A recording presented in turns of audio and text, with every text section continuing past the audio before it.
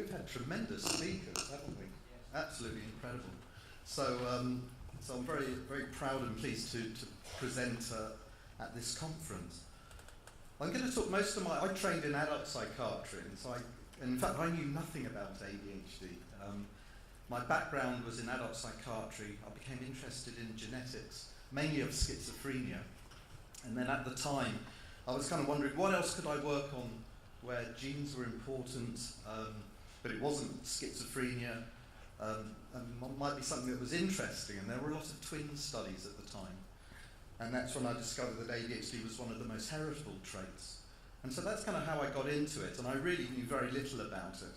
And then reflecting back, I can think of all the people I saw who I probably misdiagnosed. I think I might have thought they had bipolar disorder and another condition. And of course that is really still a very big problem, that once you transition from child psychiatry, there's a lot more knowledge about ADHD in child psychiatry. Certainly when you get into adult psychiatry, you discover that many people really don't understand it. And so a big part of my work with this UCAN organisation is to try and sort of improve the level of understanding in mental health. And at the end of the talk, I'll talk briefly about how I see the future of treatment for adults developing.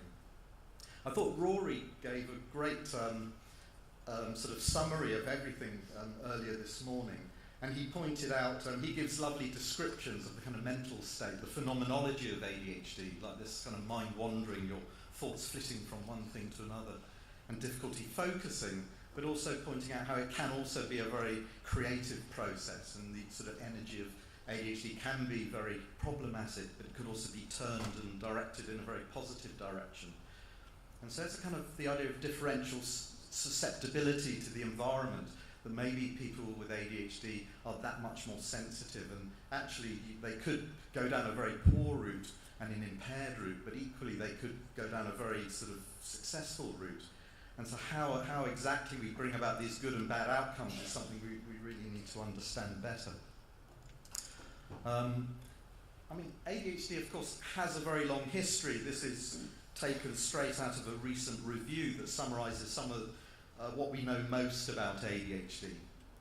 And sort of in blue on the left-hand part of the slide, these are all the kind of very early authors who were really very good clinicians. They made very good clinical observations and then described in a very beautiful way, descriptively, what ADHD looked like.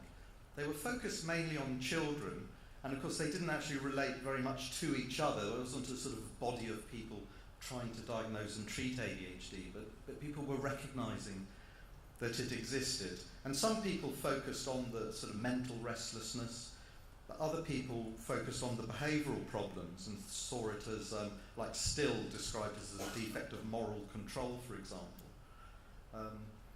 But when the DSM came along, and most of us diagnose ADHD using the DSM criteria, what they left out was emotional instability and emotional symptoms. And the early people really understood that emotional symptoms and the ability to control and regulate your emotional state was part and parcel of this condition.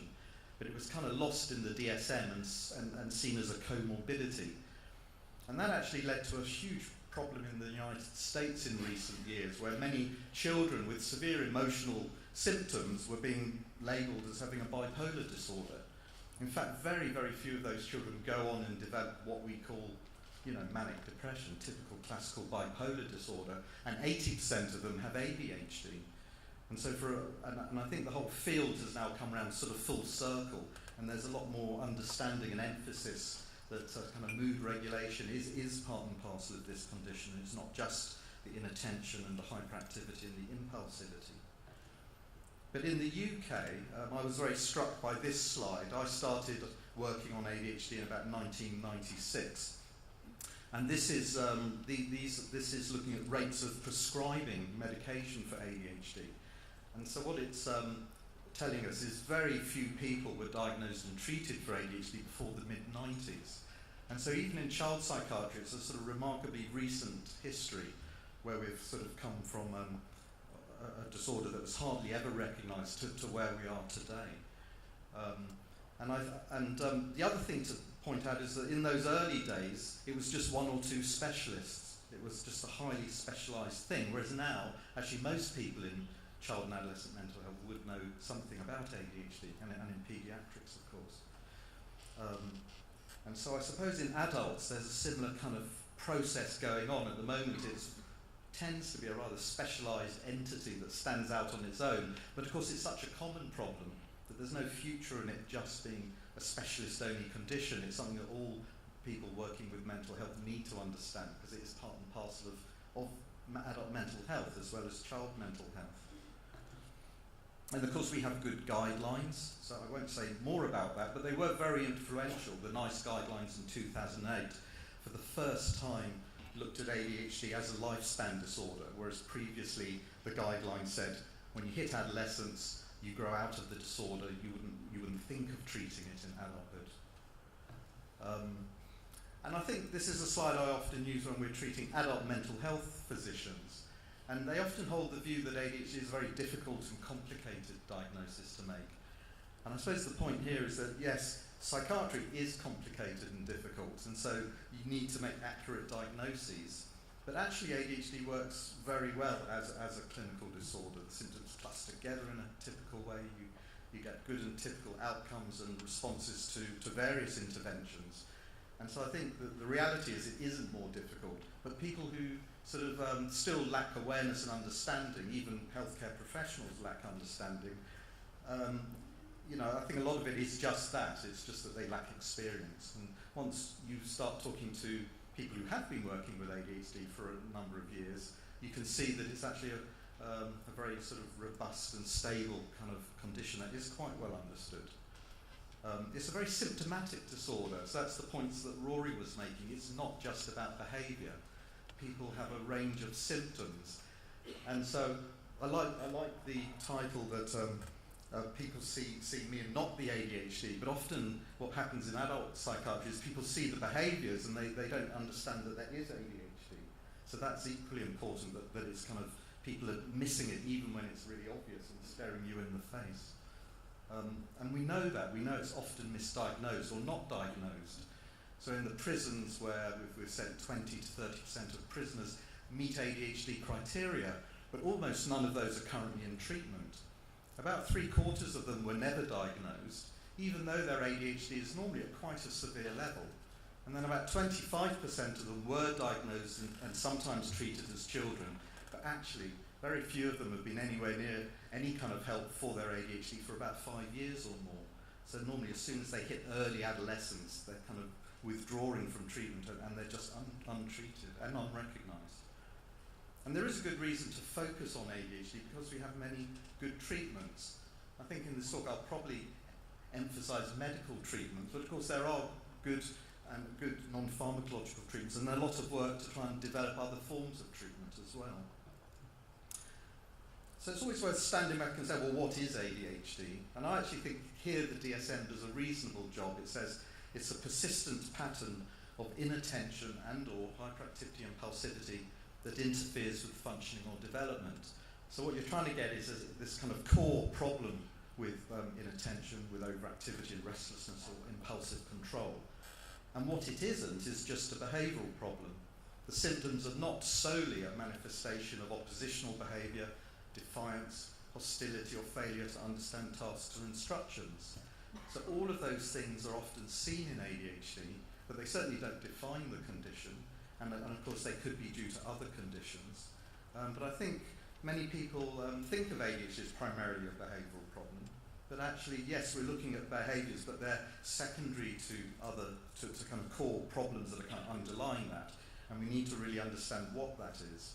And this is where I think adult psychiatry is quite helpful, really, for the reasons Rory was giving, that you can actually get really beautiful descriptions of the mental phenomena, the experiences of people with ADHD, describing the difficulties and the symptoms in great detail. And there's a lot to learn from that. So some of my work is kind of driven by that way of thinking. This is a summary of chapter 5 in the NICE guidelines. Because at the time, this was in 2008, people were still saying, is it even a valid diagnosis? And it's the only condition in the whole of medicine or mental health where NICE felt they had to have a chapter on validity to kind of lay a marker down and say, yes, this is a real condition.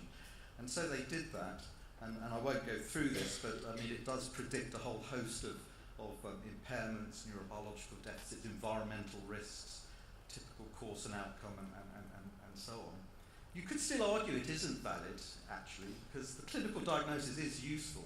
You're saying when you've got severe levels of these difficulties leading to problems, and that's part and parcel of the definition of it as a disorder, you've got severe levels of these difficulties leading to real problems that need intervention.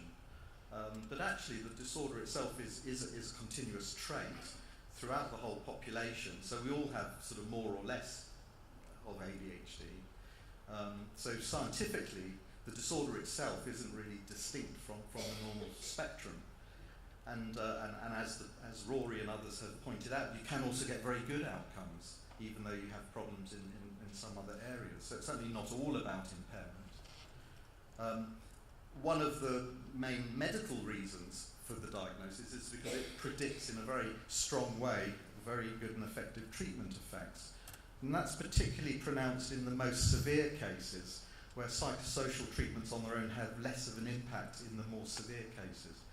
But there's also literature showing that in the kind of broader category of ADHD, other forms of treatment are particularly useful. So the treatments you pick are going to some extent, depend on the severity and the nature of the problems being presented to you. But it's not just about symptom control when you use medication. You get other benefits in other areas. You can measure quality of life.